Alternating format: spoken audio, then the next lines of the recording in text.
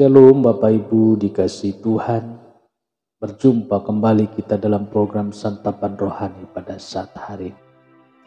Kiranya cinta kasih Tuhan, pertolongan dan perlindungan Tuhan yang menyertai Bapak Ibu seluruh para pendengar dimanapun berada. Sebelum kita masuk dalam pendengaran firman, kita berdoa. Bapa di dalam surga, terima kasih Tuhan untuk pada saat hari ini kami mengucap syukur. Kami mau mendengarkan kebenaran firman-Mu Tuhan. Berkatilah Tuhan pendengaran kami, supaya kami Tuhan dapat menerima firman-Mu yang menjadi kekuatan baru di dalam kehidupan kami. Dalam nama Tuhan Yesus kami berdoa dan mengucap syukur. Haleluya. Amin. Firman Tuhan yang tertulis dalam Kejadian 25-21. Berdoalah Ishak kepada Tuhan untuk istrinya, sebab istrinya itu mantul. Tuhan mengabulkan doanya, sehingga Ribka, istrinya itu mengandung. Bagi Tuhan tak ada yang mustahil. Puji Tuhan. Arti berdoa. Berdoa artinya kita berkomunikasi atau berbicara dengan Tuhan. Apa saja yang kita bicarakan. Bisa kita berbicara, bersyukur dan berterima kasih atas pemeliharaan Tuhan kepada kita. Kita memuji dan mengagungkan kebaikannya, saudara. Berdoa boleh juga memohon sesuatu yang baik terjadi dalam hidup kita. Apa itu kesembuhan, pemulihan ekonomi dan usaha, kebangkitan semangat dan gairah hidup, dan keharmonisan rumah tangga. Ada juga anak Tuhan dalam berdoa tidak mampu berkata-kata. Hanya tetesan air mata membasahi pipinya. Akibat beratnya beban hidup yang harus dipikul. Saudara kasih Tuhan, tetapi ada juga yang menangis saat berdoa bukan karena kesusahan, saudara, tetapi hatinya yang melimpah dengan syukur.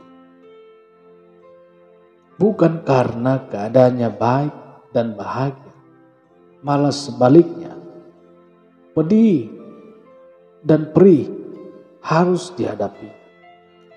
Tetapi ia mensyukuri kondisi itu, sebab ia bisa melihat Tuhan, bisa lebih berserah. Saudara, Ishak berdoa.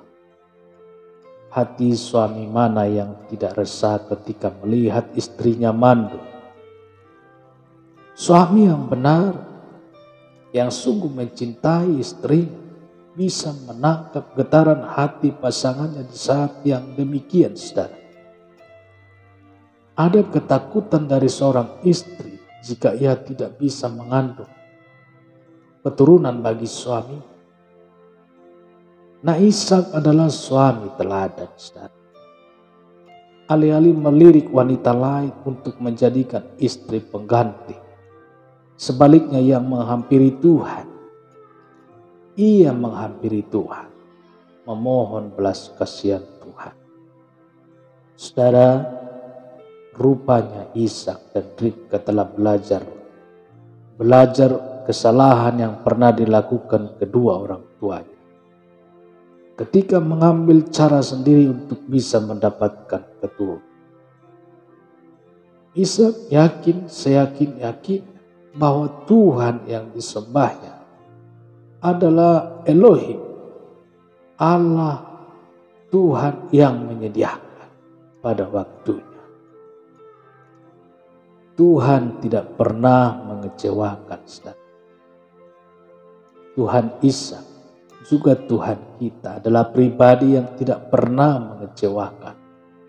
Seperti firman Tuhan dalam Yesaya 58 ayat 11 berkata, Tuhan akan menuntun engkau senantiasa dan akan memuaskan hatimu di tanah yang kering dan akan membaharui kekuatanmu. Engkau akan seperti tanah yang diairi dengan baik dan seperti mata air yang tidak pernah mengecewakan. Elohim, begitu bangsa Israel menyebut Tuhan, adalah pribadi yang sangat memahami kerisauan hati anak-anak. Dia terlalu peduli dengan beban hati kita, asal saja bukan untuk memuaskan hasrat duniawi semata. Ishak pernah mengalami kejadian dahsyat pada waktu ia masih remaja, akan dikorbankan menjadi korban persembahan bagi Tuhan. Pengalaman ini sangat membekas dalam ingatannya, saudara.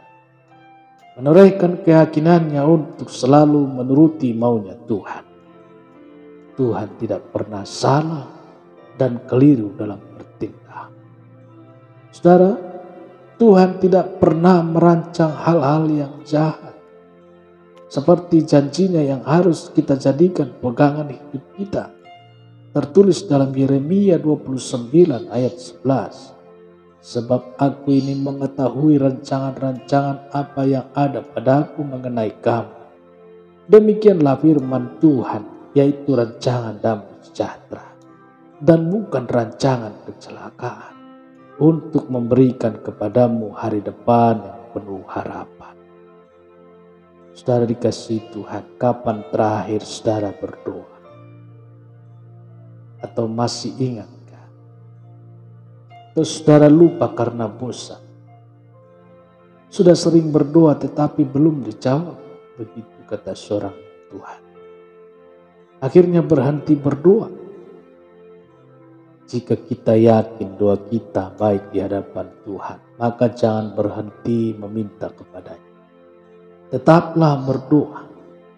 1 Tesalonika 5 ayat 17. Itulah nasihat dari Paulus, Silwanus dan Timotius kepada orang Kristen di Tesalonika, saudara. Bahkan Tuhan Yesus sang penjawab doa sampai memberikan perumpamaan tentang seorang janda yang mengajukan permintaan kepada seorang hakim yang lalim. Sewenang-wenang akhirnya sang hakim mengabulkan permohonannya. Lukas 18 ayat 1 mencatat, Yesus mengatakan suatu perumpamaan kepada mereka untuk menegaskan bahwa mereka harus selalu berdoa dengan tidak jemu-jemu. Jika hakim yang tidak punya hati nurani yang baik saja mengabulkan, masakah Tuhan Yesus yang sangat mencintai orang-orang yang mengasihinya tidak menjawab doa kita, saudara? Mari bangkit dan mulai berdoa lagi. Murnikan doa kita supaya tidak untuk memuaskan hawa nafsu duniawi. Mintalah berkat kepadanya supaya saudara kelak menjadi saluran berkatnya untuk sesama. Puji Tuhan. Mohonlah supaya Tuhan memberkati usaha pekerjaan dan profesi saudara. Supaya saat saudara sukses, saudara bisa menjadi penyalur berkat untuk pelayanan gereja, badan-badan misi, dan bagi orang-orang susah, saudara. Doa Ishak dijawab sehingga istrinya Ribka mengandung. Bukan supaya Ishak punya keturunan, tetapi lebih penting dari itu, rencana Tuhan digenapi supaya oleh keturunannya bangsa-bangsa diberkati sesuai dengan rancangan Tuhan. Dalam Kejadian 12 ayat 3, aku akan memberkati orang-orang yang memberkati engkau dan mengutuk orang-orang yang mengutuk engkau, dan olehmu semua kaum di muka bumi akan mendapat berkat. Puji Tuhan. Saudara, Ishak sayang kepada Esau. Kejadian 25 ayat 28. Ishak sayang kepada Esau sebab ia suka makan daging buruan, tetapi Ribka kasih kepada Yakub. Saudara dikasihi Tuhan, jangan pilih kasih kepada anak. Pilih kasih adalah sumber bencana. menanam bibit iri hati yang berujung kepada kebencian. Setiap anak dilahirkan berbeda-beda karakter. Anak tidak bisa memilih lahir dengan karakter yang sama. Lalu apa tugas orang tua? Sejak anak lahir dan bertumbuh, tugas orang tua untuk mendidik dan mengarahkan. Semua anak yang Tuhan anugerahkan menjadi tanggung jawab orang tua, mengembangkan, bukan hanya fisiknya saja yang harus diberi asupan gizi, tetapi juga hati, karakternya harus diarahkan. Anak tidak bisa tumbuh dengan sendiri. Itulah sebabnya Tuhan menyampaikan kepada setiap orang tua, Amsal 29 ayat 17, didiklah anakmu, maka ia akan memberikan ketentraman kepadamu dan mendatangkan sukacita kepadamu. Puji Tuhan. Lalu apa kekeliruan Ishak dan Ribka? Setiap anak membutuhkan kasih sayang. Bukan hanya dari ibu yang melahirkan, tetapi juga dari ayah. Ayah dan ibu harus adil dalam mencurahkan kasih sayang. Tidak boleh pilih kasih. Tidak boleh berdasarkan wajah karena mirip ayah atau mirip ibu. Tidak boleh juga berdasarkan sifat baik atau nakal. Ishak sayang kepada Esau sebab Ishak suka makan daging buruan. Sangat keliru jika ini yang menjadi dasar kita sayang kepada salah seorang anak kita. Ada juga orang tua yang sayang atau lebih sayang karena anak kita itu lebih pandai, lebih menurut atau lebih baik. Orang tua harus adil berbagi kasih, saudara. Tidak boleh ada yang lebih dan ada yang kurang. Semua anak kita adalah buah cinta kita. Mereka tidak bisa memilih lahir dari orang tua mana, saudara. Di dalam diri anak kita ada darah kita, ada genetik, karakter bawaan yang tanpa mereka bisa menolaknya. Jadi salah besar jika kita berbagi kasih kepada anak berdasarkan apa yang kita suka dari mereka. Ada fakta yang orang tua harus sadari. Alkitab menyampaikan fakta bahwa setiap anak sejak dalam kandungan telah membawa dosa turun. Mazmur 51 ayat 5. Pengakuan jujur dari Raja Daud saat ia jatuh ke dalam dosa zina. Sesungguhnya dalam kesalahan aku diperanakan, dalam dosa aku dikandung ibuku. Hal ini dipertegas lagi oleh Rasul Paulus dalam Roma 3 ayat 23. Karena semua orang telah membuat dosa dan telah kehilangan kemuliaan Allah. Setiap anak yang lahir membawa karakter atau tabiat dosa. Itulah sebabnya anak perlu didampingi oleh orang tua. Dengan kita membimbingnya dengan kebenaran firman, maka secara bertahap tabiat dosa akan hilang. Dibutuhkan kesadaran dan kesabaran dari setiap orang tua. Jika kita tidak hati-hati, saudara, maka bencana akan menimpa anak kita. Apapun adalah tanggung jawab kita untuk mengembangkan karakter atau sifat mereka. Anak muda bimbang sejak lahir hingga usia remaja. Setelah masuk usia muda, sangat sulit mengubah tabiat mereka. Sekali lagi kita tidak boleh pilih kasih terhadap permata hati kita. Senakal apapun, seburuk apapun, bahkan kelak semiskin apapun, kita tidak boleh tidak mencintainya. Keharmonisan rumah tangga kita faktor terbesar tergantung dari orang tua. Itulah sebabnya bersikaplah adil kepada semua anak kita. Kasihi mereka seperti kita mengasihi diri kita sendiri. Puji Tuhan. Kata Yakub dalam Kejadian 25 ayat 33, saudara. Kata Yakub, bersumpahlah dahulu kepadaku, maka bersumpahlah ia kepada Yakub, dan dijualnyalah hak kesulungannya kepadanya. Perlu keseimbangan membangun kehidupan putra-putri kita, saudara. Setiap orang tua memimpikan anak-anaknya sukses dalam membangun kehidupan ini. Orang tua juga rindu anak-anaknya rindu, rukun dan damai.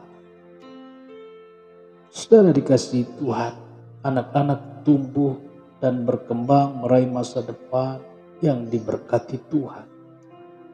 Sebisanya jangan sampai gara-gara harta dunia yang sifatnya sementara, hubungan anak-anak menjadi retak.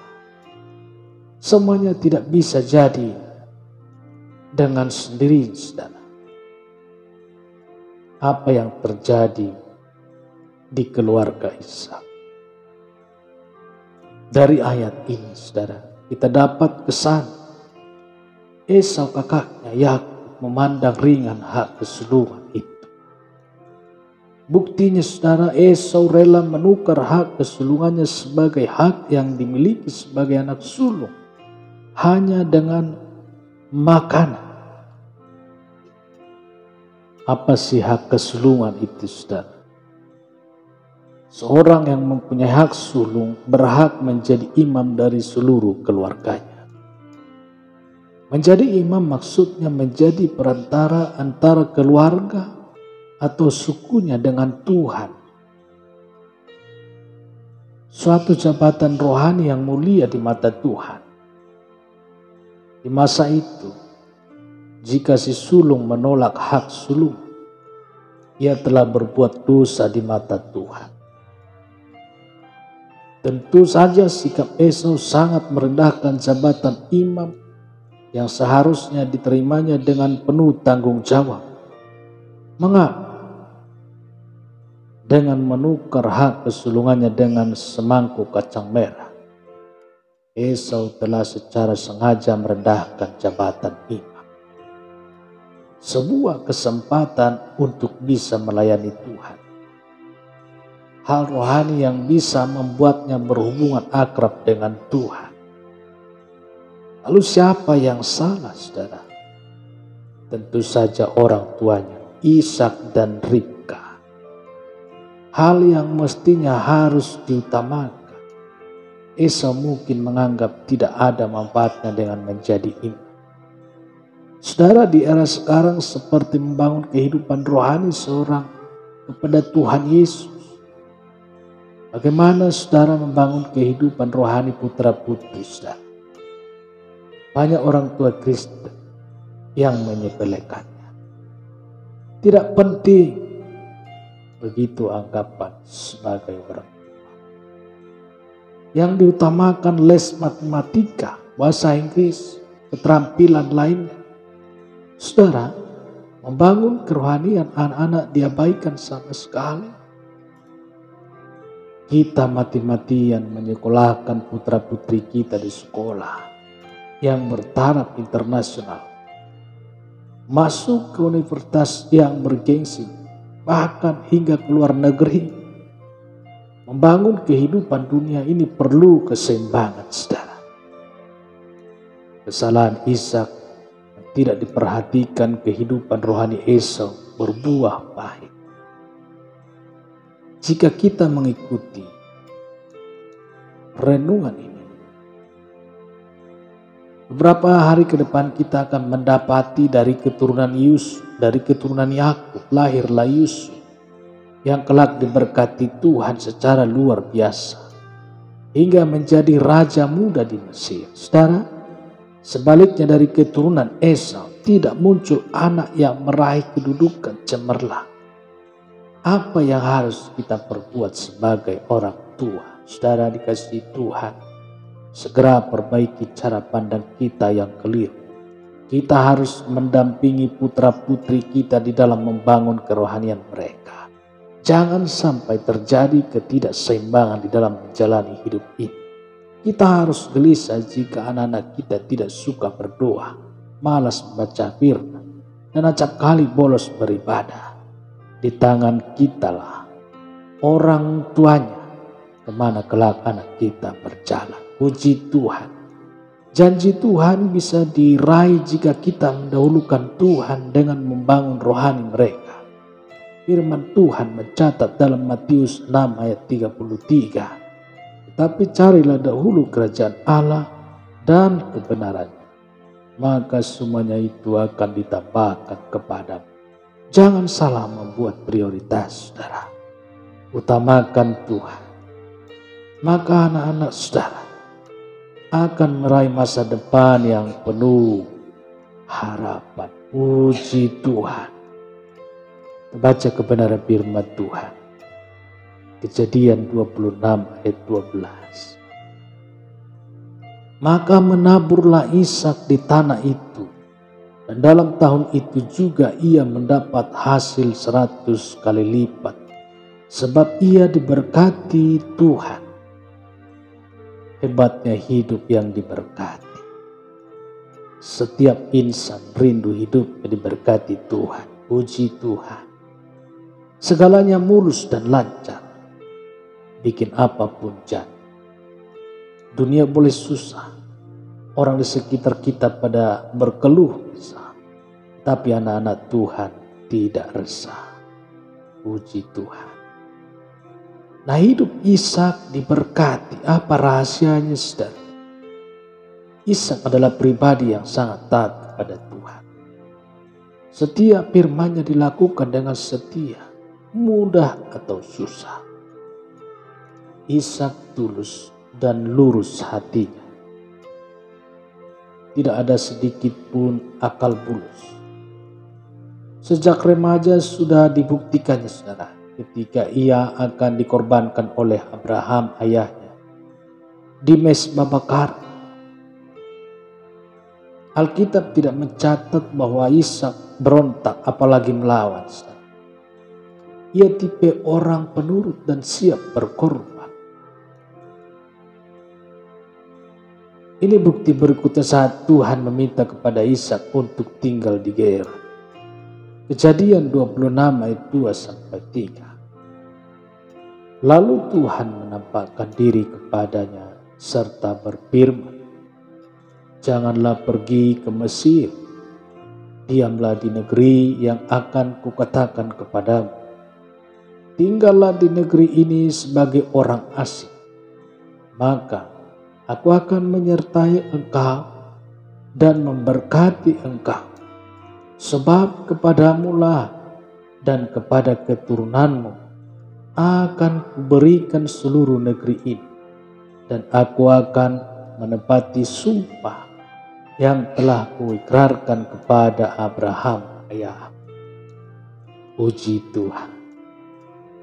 Ada orang yang mau taat tetapi pakai syarat. Jika Tuhan sembuhkan saya dari penyakit saya akan taat. Apabila Tuhan berkati pekerjaan saya pasti taat. Kalau Tuhan mengabulkan doa saya bersedia taat. Kelihatannya halus, tetapi sebenarnya tidak tulus. Berkat Tuhan dianggapnya seperti jual beli.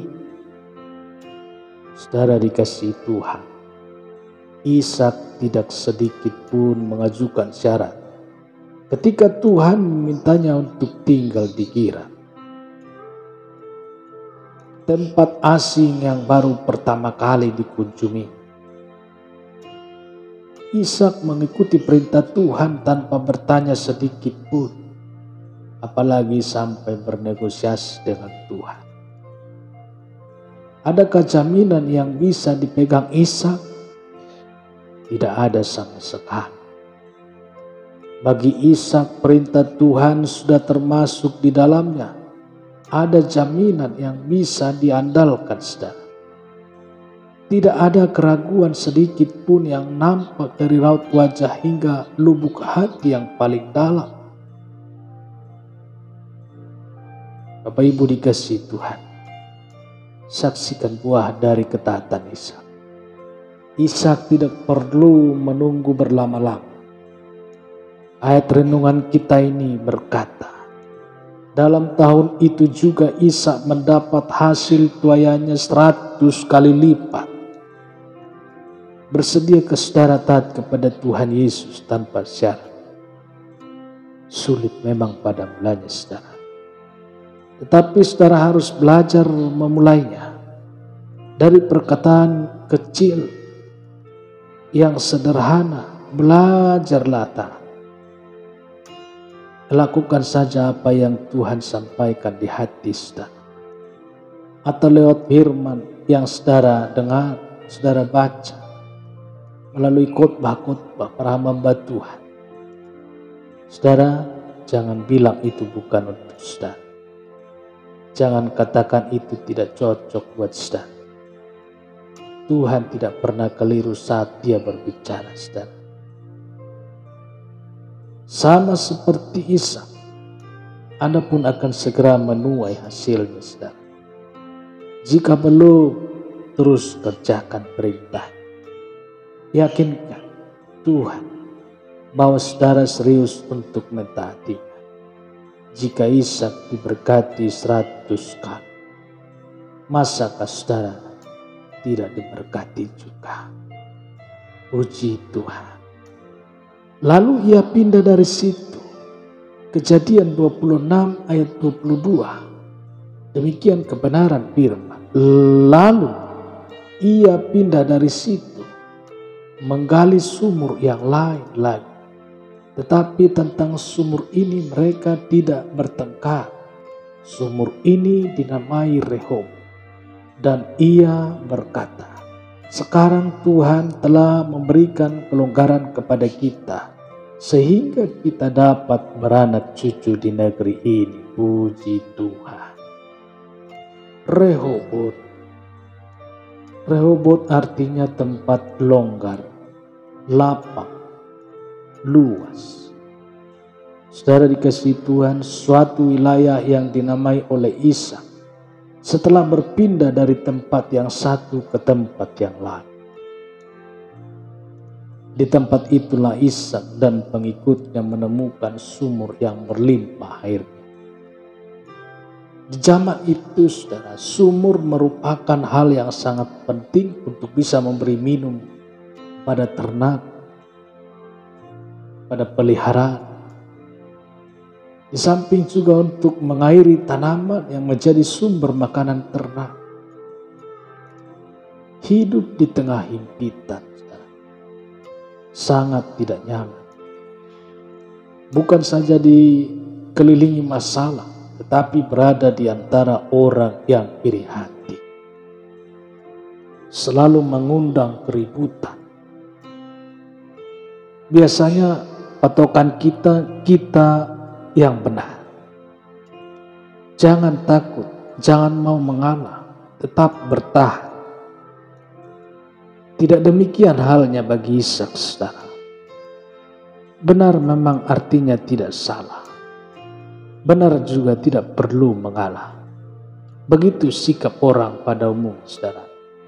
Ishak tidak menganut prinsip seperti itu. Demi kedamaian ia rela mengalah. Puji Tuhan. Ishak mengalah. Sudah beberapa kali sebelumnya, Ishak bersama para gembala ternak yang mendapati sumur yang melimpah air. Saudara, tetapi selalu ada saja orang yang mengakui sebagai pemiliknya. Ishak tipe orang yang tidak mau bertengkar. Baginya berkat atau rezeki sudah diatur oleh Tuhan.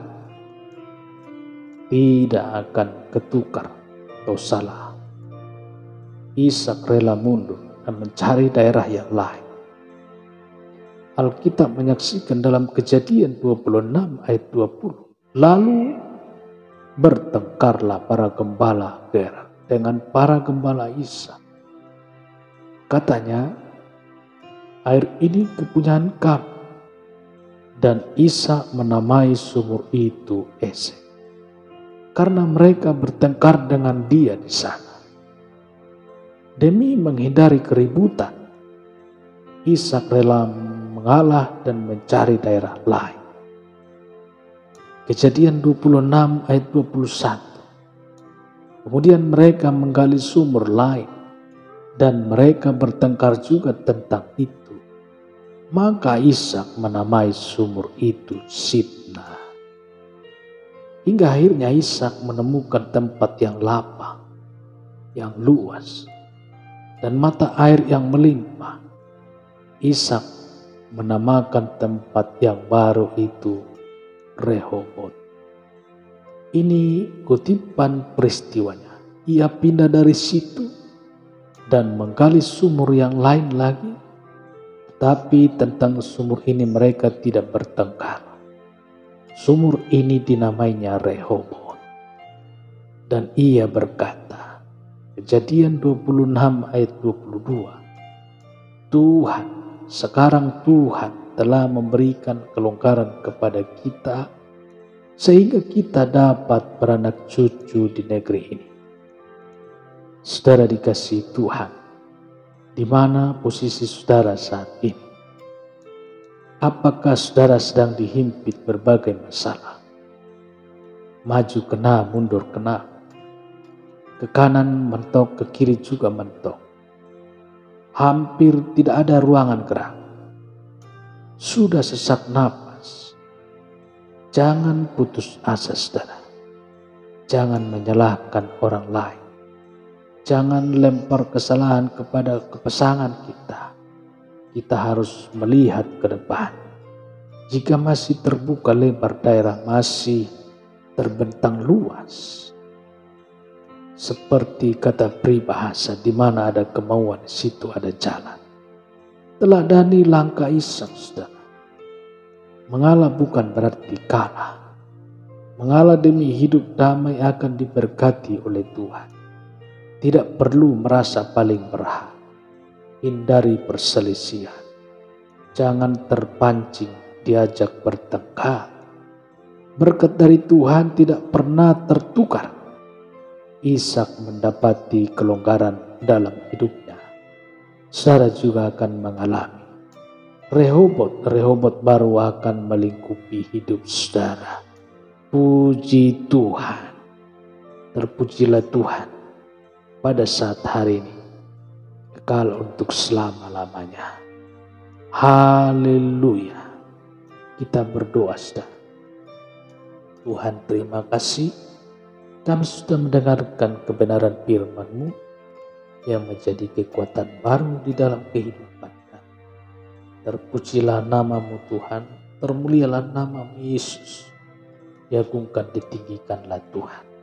Biarlah firman-Mu yang membaharui setiap isi hati kami. Memperbaharui setiap cara berpikir kami.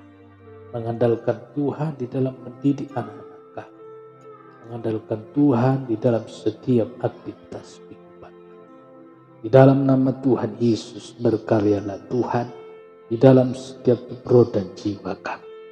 Dalam nama Tuhan Yesus kami berdoa dan mengucap syukur. Haleluya. Amin. Puji Tuhan, Bapak Ibu Saudara dikasihi Tuhan. Demikian pendengaran firman Tuhan pada saat hari ini. Nama Tuhan yang ditinggikan dan diagungkan.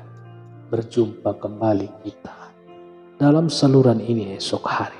Tuhan Yesus memberkati. Amin.